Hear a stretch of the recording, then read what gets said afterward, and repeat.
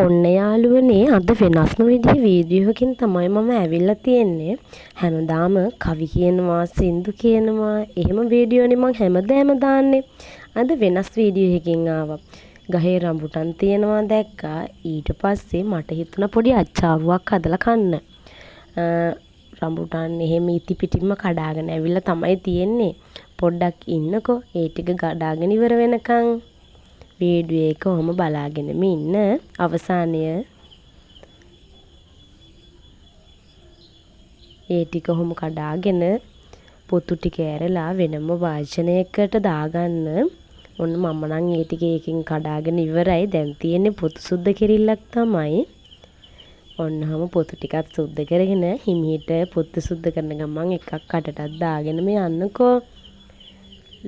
ලුණු කුඩු ස්වල්පයකුයි, මිරිස් කුඩු ස්වල්පයකුයි, සීනි ස්වල්පයකුයි දාලා හොඳින් මික්ස් කරගන්න. තමන්ට කැමති ප්‍රමාණයට සීනි, ලුණු, මිරිස් කුඩු ඒ ටික දාගන්න. දාලා මික්ස් කරගෙන හිමීට කන්න. කාලා බලන්න. ඒක කොහොම නමුත් මට නම් හරියට සෙට්ුන්නේ නැහැ. ඒ වුණාට රසයි. ඒක වෙනම රසක්. නමුත් රඹුටන් නිකන් කන එක හොඳයි කියලා මට ඉතින් හිතුණා. මම නම් කොහොම කරත් ආස නිකන් කන්නේ. මම හැම කරන හින්දා මම පොඩ්ඩක් කාලා බලන්න තමයි රඹුටන් අච්චාරුව හදලා බැලුවේ යාළුවනේ.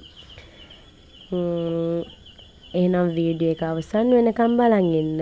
මගේ වීඩියෝ එක බලන් හිටපු ඔයාලා හැමෝටම ආදරෙයි. එහෙනම් ගිහින් එන්නම්. බුදු සරණයි. පරිස්සමෙන් ඉන්න.